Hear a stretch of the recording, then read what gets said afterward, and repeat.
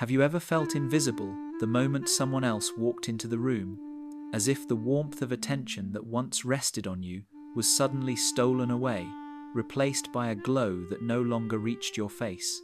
You stand there, still holding the drawing you made, or the story you were about to share, but no one is looking anymore. Their eyes are fixed on the other child, your sibling, your classmate, your rival, and in that silence, you feel yourself shrinking. It is not hatred you feel, not yet. It is the quiet ache of being unseen, the heavy weight of comparison pressing down on your small shoulders.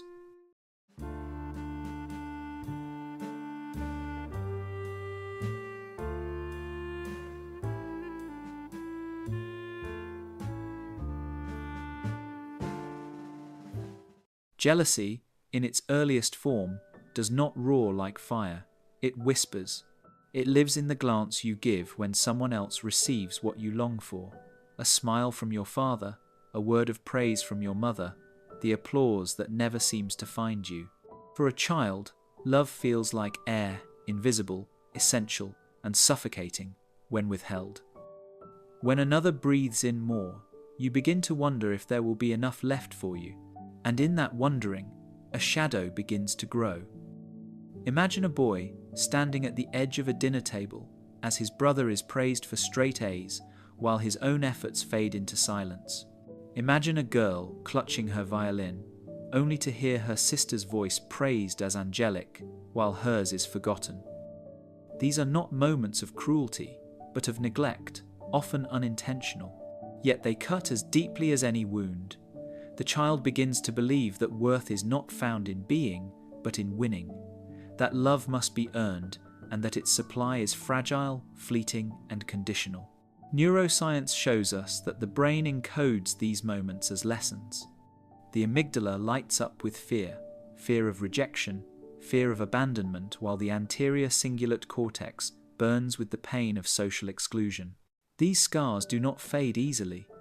They lay the groundwork for patterns that stretch far into adulthood, shaping how you see others and how you see yourself. The jealous child is not a monster, but a seeker. It seeks the gaze that turns away, the validation that slips through fingers like sand. It does not want to destroy another's light. It only longs for a flame of its own. But the longer it waits in shadows, the more distorted its longing becomes. What begins as a quiet ache can twist into bitterness, competition, or silence too deep to name. And so, jealousy is not born of hate. It is born of love unmet, of needs unanswered, of a child who only ever wanted to be seen. The wound is silent, but it lingers, whispering into every stage of life that follows. Where does jealousy first begin? Not in adulthood, not in the boardroom or in love, but in the fragile silence of childhood. It is born in the spaces where affection is uneven, where one child feels the warmth of being chosen, and another feels the chill of being overlooked. You remember those moments, don't you? The times when you held something precious in your small hands, a crayon drawing, a gold star from your teacher, a story you couldn't wait to tell only for the attention in the room to shift before it reached you. Someone else entered with brighter colours, sharper grades, or louder praise, and suddenly you were no longer there. You existed, but unseen. A child does not yet have the words for injustice, but they feel it in their body. Their chest tightens when their sibling is lifted high for applause. Their eyes wander to the floor when their efforts are dismissed with indifference. To be overlooked is not a small injury. For a child, it feels like erasure. And so a story begins to form in their mind. Perhaps love is not infinite. Perhaps love must be competed for. Perhaps I am not enough. These are not conscious thoughts, but shadows that etch themselves into the nervous system, teaching the body to brace for rejection. Attachment theory explains this ache with chilling clarity. When affection feels conditional, a child develops anxious attachment, a constant scanning for approval, a fear that love might disappear at any moment. Studies of sibling rivalry show how even subtle parental favoritism plants seeds of resentment that may last decades. The brain of a child registers comparison as threat. The stress hormone cortisol rises, signaling that their belonging is at risk. What should have been a sanctuary becomes a battlefield of unspoken competition. Picture a little boy waiting for his father's nod after hitting a baseball, only to see the nod given instead to his older brother who hit further. Picture a girl holding up her test paper, an 80 marked in red, while her sister's 95 erases the pride from her mother's eyes. These are not dramatic traumas, yet they leave quiet scars. They whisper to the child that worth is fragile, measured against another's success, never safe in simply being themselves. This is where jealousy is born, not as venom, but as yearning unmet. The child does not want their sibling to fail. They want to be seen too, to be chosen, to feel that their light matters. But when that longing is denied again and again, the yearning twists. It curls inward, turning into resentment, silence, or competition that will follow them into every future stage of life. And so, the jealous child grows, carrying a wound, disguised as a hunger, the hunger to be seen. But what happens when this hunger is no longer hidden in the shadows of childhood, but begins to shape the masks you wear as an adult? What happens to the jealous child once they grow taller, once their voice deepens, once they learn that crying for attention no longer brings anyone running? They do not disappear, they simply learn to hide.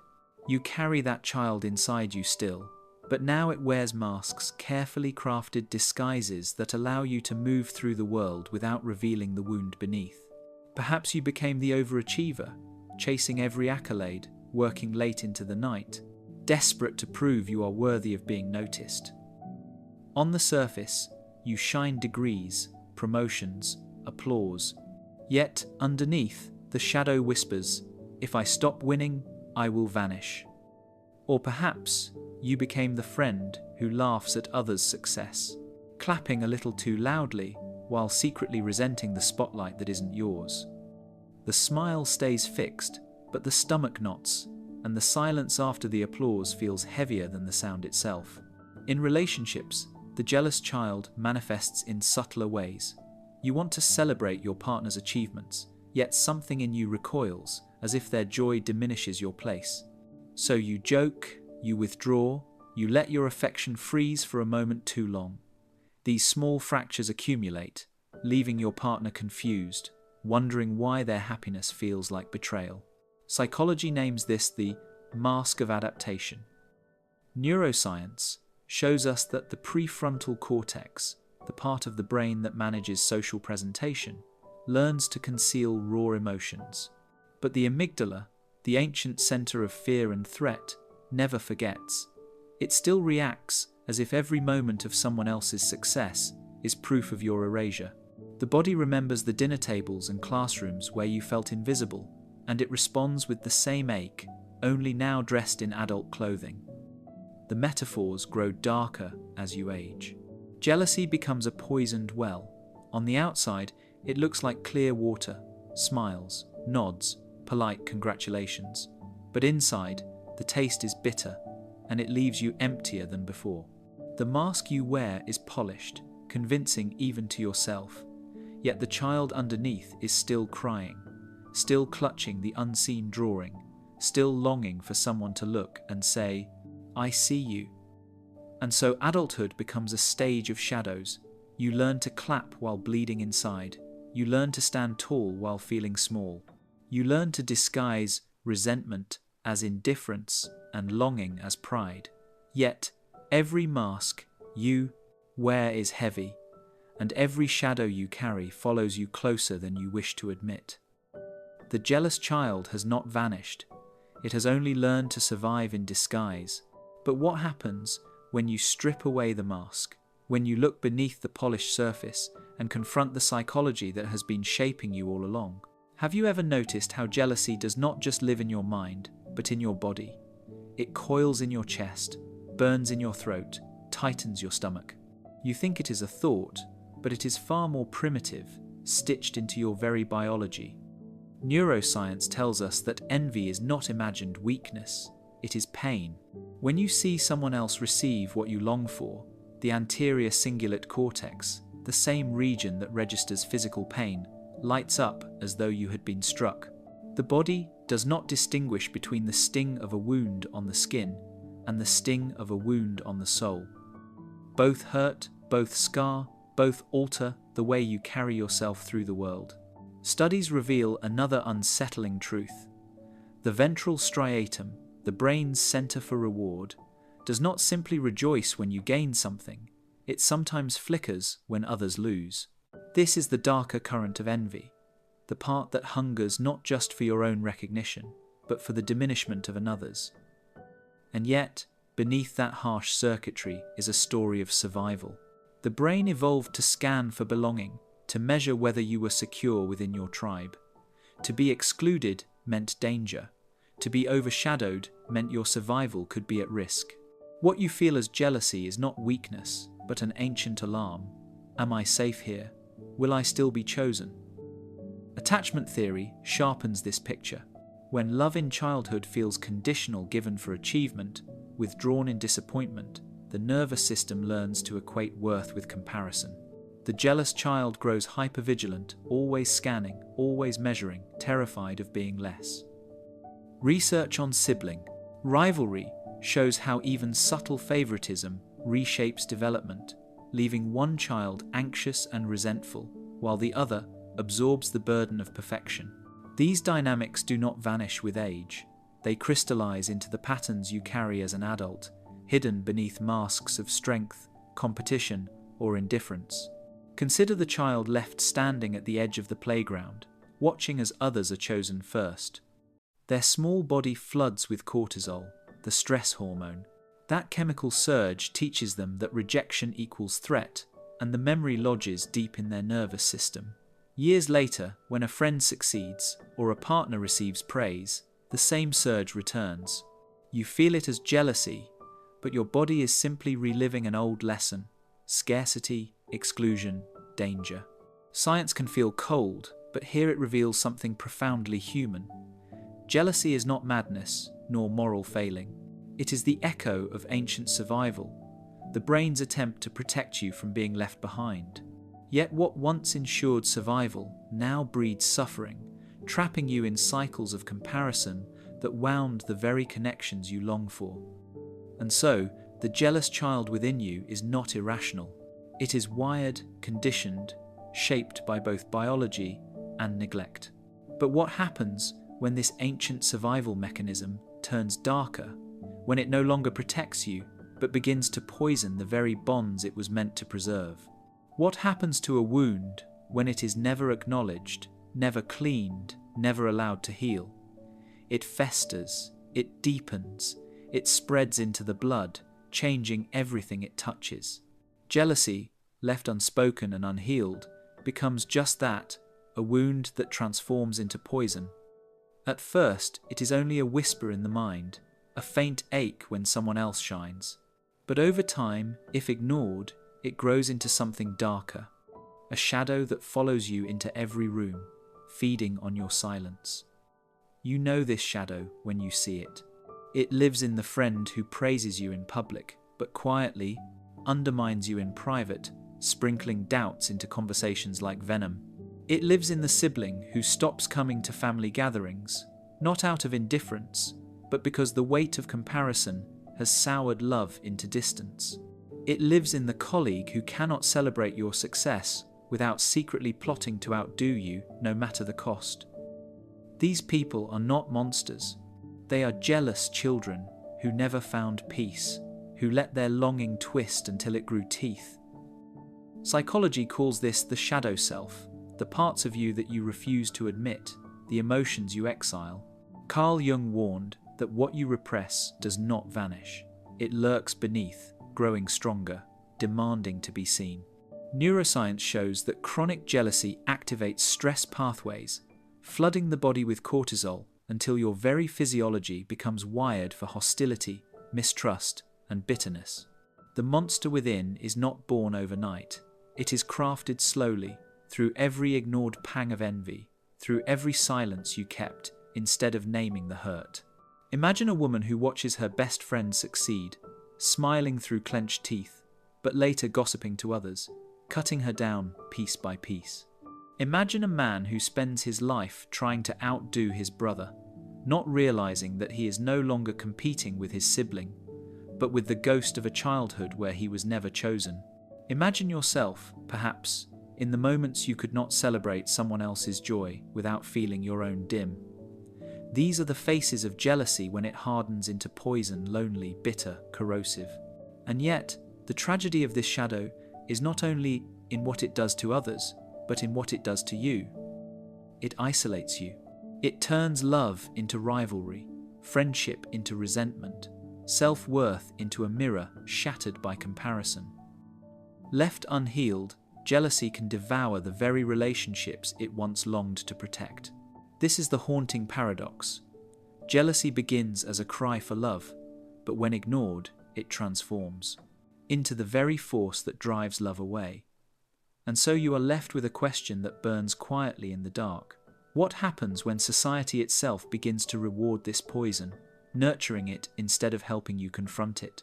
When did you first learn that your worth was not simply in who you are, but in how you compare? Was it when the teacher pinned a gold star to another child's paper while yours remained plain? Was it when applause rang louder for your sibling's performance than for yours? Or perhaps it was later, in the quiet violence of scrolling through glowing screens, where every image of someone else's joy seemed to cast a shadow over your own life. From the very beginning, society does not teach you to look inward for value. It trains you to measure yourself against the light of others, as if only one flame can burn at a time. Culture is subtle, but relentless. It rewards competition with grades and trophies, builds hierarchies in classrooms, and whispers to you that success is not about growth, but about being first. Even in friendship, the comparisons persist. Who is prettier? Who earns more? Who is loved more loudly? Social media has only sharpened this knife, transforming the quiet jealousy of the playground into a worldwide scoreboard of likes, followers, and curated perfection. Here, envy is no longer hidden, it is engineered, monetized, and fed to you daily. Psychologists call this social comparison theory, the idea that you understand yourself only in relation to others. Neuroscience confirms it. The brain's reward system activates not just when you achieve, but when you outperform someone else. And when you fall short, the anterior cingulate cortex registers it as pain. It is not your imagination society has conditioned your nervous system to ache when someone else wins. Jealousy becomes not just personal, but cultural, etched into the very rhythms of daily life. But there is something darker at work. Societies often weaponize jealousy, using it to keep people striving, consuming, competing. If you are always measuring yourself against others, you will always feel lacking. And a person who feels lacking is easier to control, easier to sell to, easier to keep running in circles, chasing validation that never comes. The jealous child within you is not only a remnant of family dynamics, it is fed daily by a culture that thrives on your insecurity. Yet pause and ask, why do humans fight for light as though it is scarce? Why do we act as if another person's flame diminishes our own, when in truth, light is infinite, multiplying when shared?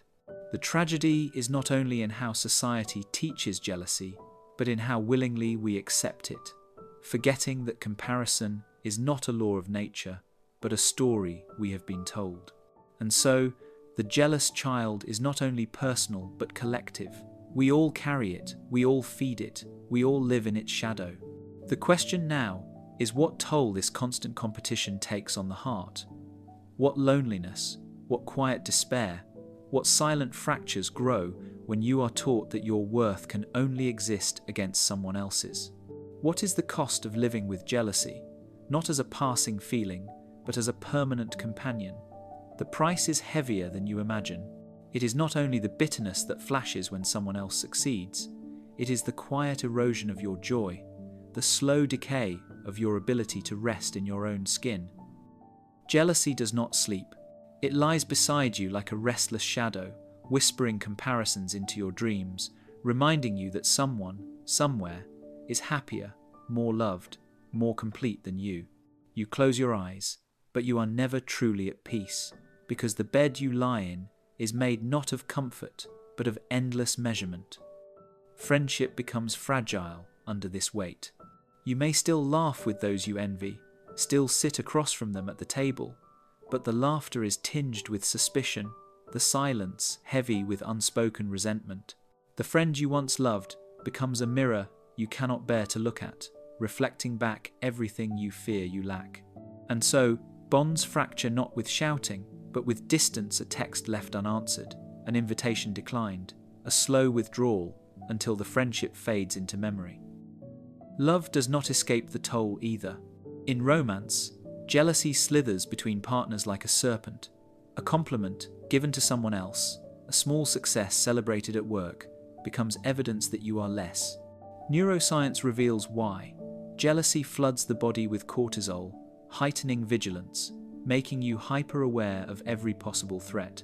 Studies show that couples consumed by jealousy suffer higher rates of conflict, mistrust, and eventual separation. The jealous child within does not simply ache, it sabotages, testing love until the very thing it craved most slips away. And then there is the loneliness. To carry jealousy is to carry a secret hunger you cannot admit. You smile, you pretend, but inside you are haunted by the gnawing truth that someone else's joy feels like your loss. Over time, this constant state of lack corrodes the spirit, leading to depression, anxiety, self-loathing. Research confirms it. Chronic envy is linked to lower life satisfaction, higher levels of rumination, and a decline in mental health. You become trapped in a cage of comparisons, and the bars are not built by others, but by your own unhealed longing. What makes this suffering so haunting is that it never truly ends. The jealous child does not die with age.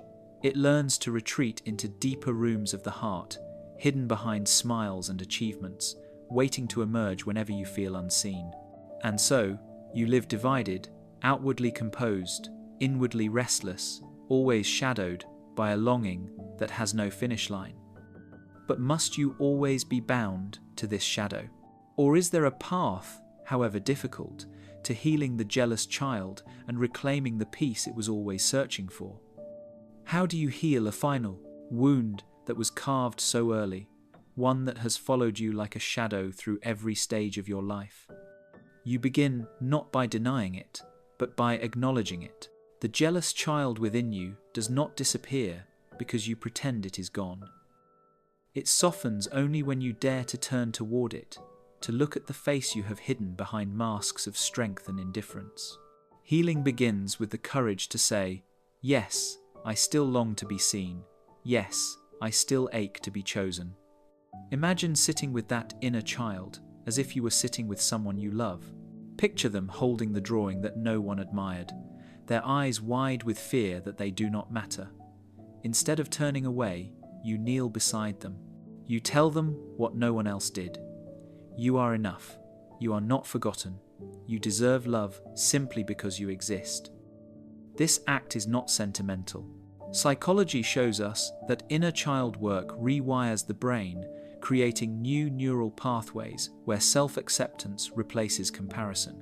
In neuroscience, this is called neuroplasticity, the brain's ability to reshape itself through repeated acts of compassion. The jealous child also needs new stories to live by. For years, you have told yourself that love is scarce, that worth must be earned by outshining others. But what if worth is not a competition? What if light is infinite? Reframing your beliefs is not an abstract idea, it is survival. Studies on gratitude and self-affirmation show that when you consciously celebrate not only your own progress, but also the joy of others, your nervous system shifts from threat to safety. The ventral striatum, the part of the brain that responds to reward, can be trained to find pleasure in shared happiness rather than scarcity. This healing also requires boundaries. You cannot grow in soil poisoned by constant comparison. Sometimes you must step away from environments that thrive on envy, toxic friendships, endless social media scrolls, even family patterns that pit sibling against sibling. Boundaries are not walls but gardens, protecting the space where you can finally breathe, where your worth is not weighed against someone else's. The path is not easy. Healing jealousy is like walking through a dimly lit tunnel, unsure if the light will ever appear. But with each step, journaling your fears, practicing compassion, celebrating others without diminishing yourself, you begin to notice something. The air grows lighter, the shadow loses its grip, and for the first time, the jealous child within you is no longer crying in silence, but resting in the safety of being seen. Yet the question remains, if the jealous child can finally be healed, what wisdom emerges in its place? What truth can guide you beyond comparison into a life of deeper meaning? What if you discovered that jealousy was never truly about hatred, but about love distorted by fear? Beneath every pang of envy lies a longing, a desire to be chosen, to be seen, to feel secure in your own existence. Jealousy is a mirror, reflecting not the ugliness of your soul, but the ache of your unmet needs.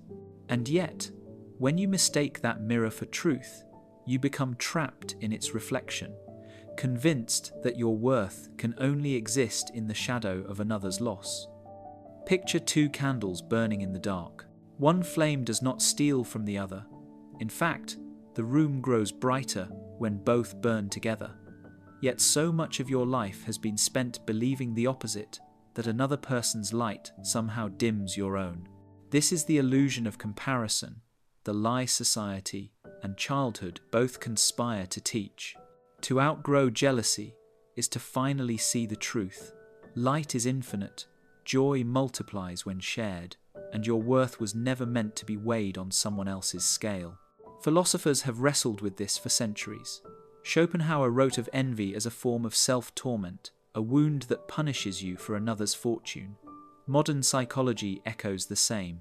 Jealousy corrodes from within, creating loneliness, depression, disconnection. And yet, within that suffering is also an invitation, the chance to transform longing into compassion, to recognize that what you envy is often a guide toward what you desire for yourself. When you learn to listen to jealousy without letting it poison you, it becomes less a monster and more a map. Think of the jealous child within you. They do not need to vanish, they only need to be loved. When you give them recognition, when you whisper the words they always needed to hear, you are enough, you are safe, your light matters, they no longer need to compete, they can rest. And in that rest, they can finally celebrate without fear. The applause for another no longer feels like your erasure. Instead, it becomes proof that joy is abundant, that life has room for many flames. So let this truth linger with you, like the final note of a haunting song. The jealous child within you does not need to disappear. It only needs to be loved. For when you learn to love that child, you no longer see the world as a battlefield of comparisons. You see it as a vast night sky, where every star shines without stealing from the other, and where your own light, long hidden, is finally free to burn. And perhaps that is the greatest freedom of all, not to outshine, but to shine alongside,